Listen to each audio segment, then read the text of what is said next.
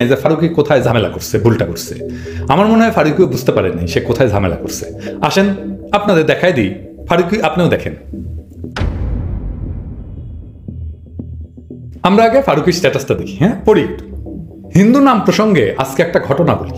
আচ্ছা বলেন, আমার শুরুর দিকের কাজের সঙ্গী ছিল সিনেমাটোগ্রাফার সুব্রত দাস রিপন, কিন্তু সবসময় ক্রেডিটে লিখতে বলতো সুব্রত রিপন। আমি কারণটা বুঝলেও চেপে থাকতাম। মানে ফারুকী কারণটা জানে, চেপে থাকতো। ফারুকী কি কারণ জানতেন আপনি? হ্যাঁ, কি কারণ বুঝছেন? আপনি কি অন্তর্জামী যে রিপন কেন দাস ব্যবহার করতে চায় না সেটা আপনি যাই না বসে আছেন? কেমনে বললেন এটা? আচ্ছা যাই হোক, আবার পড়ি। তারপরে লিখতেছেন, এইটা নিয়ে আমার মধ্যে একটা অপরাধ বোধ কাজ করতো, মানে ফারুকীর মধ্যে একটা অপরাধ বোধ কাজ করতো। খুব ইম্পর্টেন্ট লাইন। এটাই হইতেছে বাংলাদেশের হিন্দু রাজনীতি। সেইটা কেমন? আসেন এটা একটু দেখি। বাংলাদেশে হিন্দু রাজনীতি কি? খুব সিম্পল। সেটা হচ্ছে বাংলাদেশে হিন্দুরা নির্যাতিত হয় এবং হইতেছে, এবং এই ভিকটিমহুড দিয়া মুসলমানদের অপরাধ বোধে ভুগানো, যেটা ফারুকী ভুগছে। ওই যে বলছে না অপরাধ বোধে ভুগছি, এই ঘটনায় তো ভিকটিম ফারুকী নিজে, রিপন না। রিপনের নাম দাস না হইয়া যদি ব্যানার্জি, চ্যাটার্জি, ভট্টাচার্য, চক্রবর্তী হইতো, দেখতেন পদবিটা আগে দিত, মুসলমান হইলেও ছাড়তো না। একজন আছে না আবুল হোসেন ভট্টাচার্য, ছাড়তে পারে নাই ভট্টাচার্য। আর এটা তো হিন্দু ধর্মের বর্ণ প্রথাজাত হীনমন্যতা, যার জন্য সে তার বর্ণের পরিচয় দিতে চায় না। সেইটা ফারুকী ইন্টারপ্রেট করলো যে মুসলমানদের ভয়ে সে দাস নাম ব্যবহার করে নাই। আচ্ছা ভাই বলেন তো, ফারুকীর সিনেমা বাদই দেন, সত্যজিৎ রায়ের পথের পাঁচালী দেখছেন তো? না, অনেকেই দেখছেন তাই না? সিনেমাটোগ্রাফার কে ছিল পথের পাঁচালীর? ফারুকী আপনি জানেন, নিজে বলতে পারবেন না, আমি শিওর। আচ্ছা বাদ দেন, সত্যজিৎ রায়ের কথা বাদ দেন। হাল আমলে তো পাঠান দেখছেন মোটামুটি সবাই, তাই না? বলেন তো দেখছেন না? সিনেমাটোগ্রাফার কে? সিনেমাটোগ্রাফার বাদ দেন, প্রযোজক কে? যার টাকা নিয়ে সিনেমাটা হয় তার নাম জানেন? দেখেন না তো, ওইটা দেখলেও মনে রাখেন না তো। ফারুকীর ওইখানে নামটা দেখাইলে রিপনের কি এমন হাতি ঘোড়া হইতো? কিছুই হইতো না তো। যেই জন্য সে পদবি ইউজ করতে চায় নাই। তাহলে কেন সে পদবি ইউজ করতে চায় নাই? কারণটা হইতেছে আত্মপরিচয়ের সংকট। এইটারে ফারুকী মুসলমানের কান্ধে চাপাইছে। ফারুকী তো জিগাইতে পারতো যে কেন ভাই তুমি এটা ইউজ করতে চাও না কেন? দেখেন সে কি বলে। তারপরে আপনি মনে মনে মনে করছেন আপনি জানেন, কারণ এটাই বোঝানো হয়েছে যে হিন্দুরা ভিকটিম, তোমাকে লজ্জা পাইতে হবে কারণ হিন্দুরা ভিকটিম, এটা দায় তোমার। এটা বেকুবি হইতে পারে, চালাকিও হইতে পারে, আবার দূষণও হইতে পারে। মানে আমি একটু বুঝাই বলি, ধরেন যেমন কালচারাল অঙ্গন বাংলাদেশ, এটা তো ইন্ডিয়ানদের আখড়া, তাই না? সেখানে চলতে ফিরতে চিন্তা দূষিত হইতেই পারে, এটাই হয়তো হইতে হয়েছে ফারুকীর। আবার বেকুবিও হইতে পারে, এর সম্ভাবনা আছে। যেমন ধরেন ফারুকীর ওয়াইফ তিশা তো শেখ মুজিবের সিনেমায় অভিনয় করছে, তাই না? ওই সিনেমায় অভিনয় যারা করছে ওদের সবার ক্যারিয়ার জয় বাংলা হয়ে যাবে। এই জন্যে না যে ওই সিনেমায় অভিনয় করছে, ওই সিনেমা যখন শুরু হয়েছিল তখনই কোনো বুদ্ধিমান মানুষের বোঝা উচিত ছিল সিনেমা রিলিজ হওয়ার আগেই হাসিনা জয় বাংলা হয়ে যেতে পারে। তো তার উপরে হাসিনা তো ফ্যাসিস্ট, তাই না? ফারুকী এটা তো বুঝেন নাকি? নাম বলেন, বাংলাদেশে থাকেন, বলতে না পারেন, আপনি তো বুঝেন, তাই না? এটা বোঝার জন্য তো আইনস্টাইন হওয়ার দরকার নাই, তাই না? সেই ফ্যাসিস্টের প্রোপাগান্ডা সিনেমায় অভিনয় করতে হবে আপনার ওয়াইফকে। ও আচ্ছা, সাজু খাদেম আছে না প্রসঙ্গে মনে পড়ে গেল আর কি।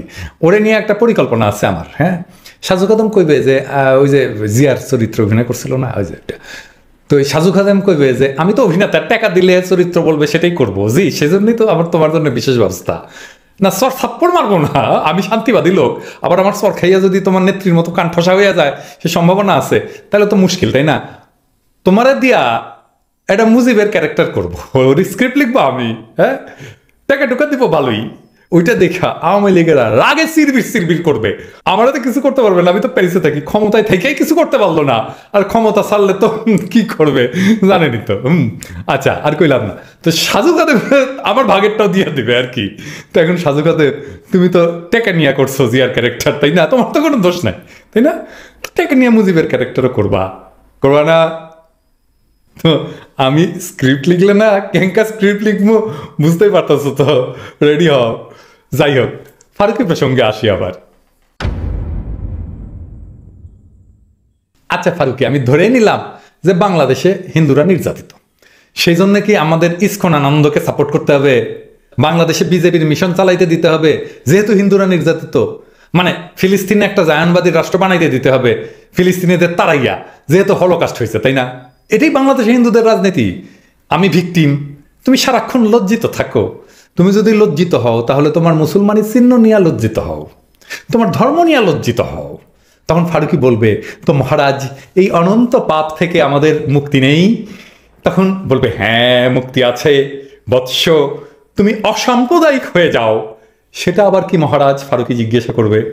ওই যে মঙ্গল শোভাযাত্রা করো, নাস্তিক হয়ে যাও, সকাল সন্ধ্যা ইসলাম ধর্মকে গাইলাও, নামাজ রোজা করা যাবে না, হাসিনাকে মাম্মা বলতে হবে আর মোদিকে ড্যাডি বলতে হবে, কোরবানি দিতে পারবে না, ছি এটা করে কেউ?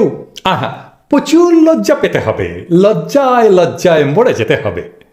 এরপরে লজ্জা পেতে পেতে পেতে পেতে 47-এর আগে গিয়ে না, এই শোনো না, ওই যে আমাদের জমিদারি ছিল না, ওইটা দিয়ে দিও। হ্যাঁ, এই যে দেখো না তোমাদের কত কষ্ট, সেই সকালবেলা খাও, তারপরে সেই বিকেলবেলা খাও, তারপরে সেই রাত্রিবেলা খাও, আমাদের জমিদারিতে প্রজা হয়ে থাকো, আজ খাবে কাল খাবে, আজ খাবে কাল খাবে।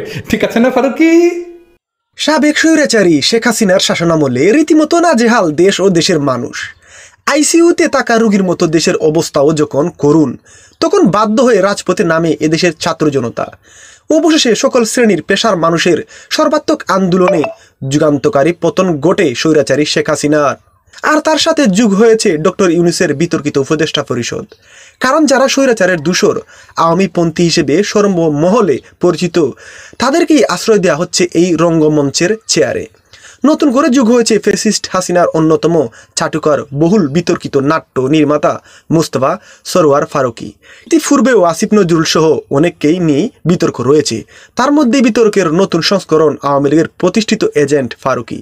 কারণ বিন্দুমাত্র যোগ্যতা না থাকা সত্ত্বেও অনেকটা ম্যাজিক দেখিয়ে অন্তর্বর্তী সরকারের উপদেষ্টা পরিষদে জায়গা করে নিয়েছে বিতর্কিত নির্মাতা মোস্তফা সরোয়ার ফারুকি। রবিবার 10 নভেম্বর সন্ধ্যা 7:30টার পর বঙ্গভবনে শপথ নেন তিনি। সংস্কৃতি বিষয়ক মন্ত্রণালয়ের দায়িত্ব দেওয়া হয় এই নাট্য নির্মাতাকে। তবে তাকে নিয়ে সামাজিক যোগাযোগ মাধ্যম ও বিভিন্ন মহলে শুরু হয়েছে তুমুল সমালোচনা। ফারুকির অপসারণের জন্য ইউনূস সরকারকে 24 ঘন্টা সময় বেঁধে দেয় বৈষম্য বিরোধী ছাত্র আন্দোলন।